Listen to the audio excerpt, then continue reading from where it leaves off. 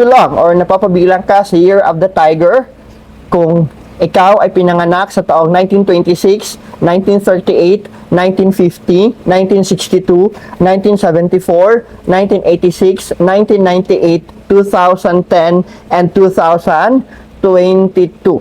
Para sa iyo mga tigre, ay nasa magandang posisyon ka ngayong 2026 na magdudulot ng mas maraming network. Ibig sabihin, maraming kakilala, you can expand your business, but huwag padalos-dalos. Hindi lahat ng nakangiti sa inyong harapan ay maganda ang intensyon, okay?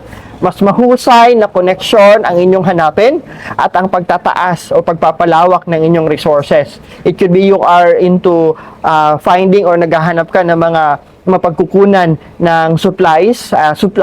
It's a good day or it's a good year na yan ang maging target mo. Upang ma-activate ang inyong swerte, focus ka sa mga bagong oportunidad dahil ito ay isang mahusay na panahon o taon para sa pag-aaral. Pag-aralan mo how you can expand and how you can do better in your business.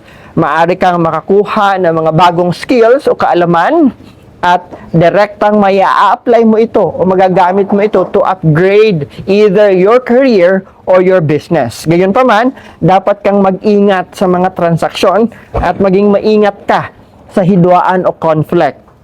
Sa trabaho, subukan huwag makialam sa mga problema. Hindi mo naman sakop ang lahat ng bagay. Huwag kang maging marites at huwag maging patola. Laging practice ng tinatawag natin na due diligence upang maiwasan ang mga issues o problema na pwedeng masangkot ka. Sa aspeto ng pera at kayamanan, overall para sa mga tiger ay maswerte, lalo na sa buwan ng Marso, Abril, Hunyo, Agosto, September and October. Uulitin ko po, malakas ang swerte ng mga tiger sa aspeto ng karera, pera at kayamanan sa mga buwan ng Marso, Abril, Hunyo, Agosto, September and October.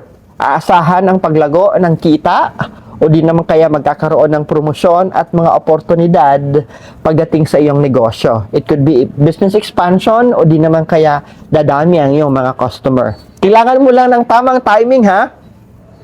Your financial luck is on March, April, June, August, September, and October. Ito yung peak. Itong mga buwan na binanggit ko is a peak of your financial luck. Gamitin mo ito to save money, to accumulate wealth. Hindi spending, ha?